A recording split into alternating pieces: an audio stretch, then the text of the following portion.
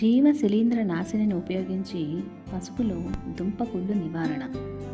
పసుపులో దుంపకుళ్ళు రావడానికి గల ముఖ్యమైన కారణాలను చూసుకున్నట్లయితే విత్తన శుద్ధి చేయకపోవడము, మురుగునీటి పారుదల సౌకర్యం కల్పించలేకపోవడము, అధిక వర్షాలకు మొక్కల చుట్టూ నిలిచి ఉన్న నీటిని తీసివేయకపోవడము, సమగ్ర ఎరువుల యాజమాన్యాన్ని పాటించకపోవడము, ముఖ్యంగా పొటాష్ మరియు వేపపిండి ఎరువులను సక్రమంగా వాడకపోవటం. ఈ తెగులు సోకినప్పుడు లక్షణాలను గమనించినట్లయితే ముందుగా ముదురు ఆకులు వాడిపోయి గోధుమ రంగుకు మారి క్రమేణా ఎండిపోతాయి.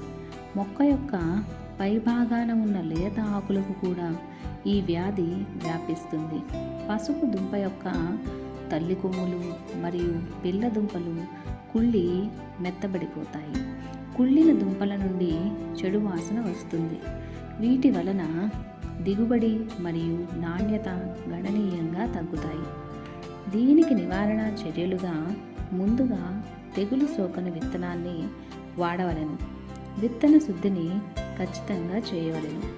జీవ శిలీంద్ర నాశిని అయినటువంటి ట్రైకోడర్మా విరిడితో విత్తన శుద్ధి చేయునప్పుడు 5 గ్రాముల ట్రైకోడర్మా విరిడిను 1 లీటర్ నీటికి కలిపి ఆ ద్రావణంలో విత్తనాన్ని ఒక 30 నిమిషాల పాటు ఉంచి నీడలో ఆరబెట్టి నాటుకొనవలెను. మొక్కలను ఎత్తుమడులలో పెంచవలెను. మురుగునీటి పారుదల సౌకర్యం కల్పించవలెను.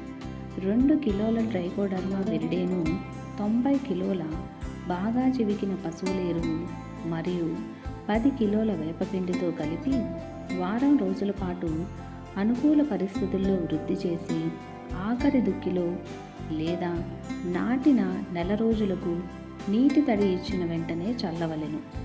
వేపపిండిని 200 నుండి 300 కిలోలు దుంప నాటిన 60 మరియు 120 రోజులకు ఒకసారి మొక్క యొక్క మొదళ్లలో వేయవలెను.